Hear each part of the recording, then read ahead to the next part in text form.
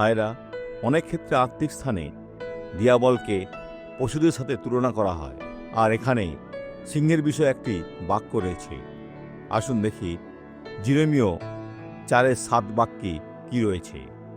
সিংহ আপন গহর হইতে উঠিয়া আসিতেছে, জাতিগণের বিনাশক আসিতেছে। সে পথে আছে, সে সস্থান হইতে বাহির হইয়াছে। তোমার দেশ ধ্বংসস্থান করণার্থে আসিতেছে। তোমার নগর সকল উচ্ছিন্ন ও নিবাসীবিহীন হইবে। ও ডক্টর সোয়ারেস, কিন্তু কোথায় আমি সে সাহায্য পাব? ঈশ্বরের বাক্যে যিশুকে জিহুদার সিংহ হিসেবে দেখানো হয়েছে। তিনি সমস্ত বিপক্ষকে তাড়িয়ে দেবেন। তাকে বলুন, আর আপনি আশীর্বাদ লাভ করবেন। এই সাক্ষ্যটি দেখুন। এই বোন ভালো আছে। বোন, পায়ের ব্যায়াম করতে থাকুন, লেফট রাইট করতে থাকুন, হচ্ছে, চলতে থাকুন। বোন, চলুন। আপনার জন্য গুরুত্বপূর্ণ বিষয় হলো চলা। বোন, এখন ঘুরুন, হচ্ছে, তাহলে দ্রুত চলুন, দ্রুত চলুন, দ্রুত।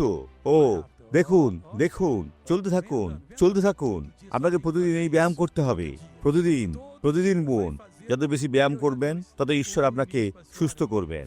চলতে থাকুন, প্রভু সেই কার্য করেছেন, হচ্ছে, চলতে থাকুন। বোন, এখন কি ভালো আছেন? হ্যাঁ, ভালো আছি। বোন, আপনি ভালো আছেন। এইভাবে আপনি ব্যায়াম করতে থাকুন, হয়েছে। আপনি প্রতিদিন এটা করবেন। আপনি আগে করতে পারতেন না, কিন্তু এখন পারছেন। বাত পরাজিত হয়েছে। প্রার্থনা করি। পিতা, এ ব্যক্তির জন্য প্রার্থনা করি। এদের জীবনের উপরে তোমার নামকে ডাকি। পিতা, সমস্ত মন্দকে তোমার ক্ষমতায় ধমক দিই, যেন এটা ছেড়ে যায়। যিশুর নামে চলে যাও, যিশুর নামে চলে যাও।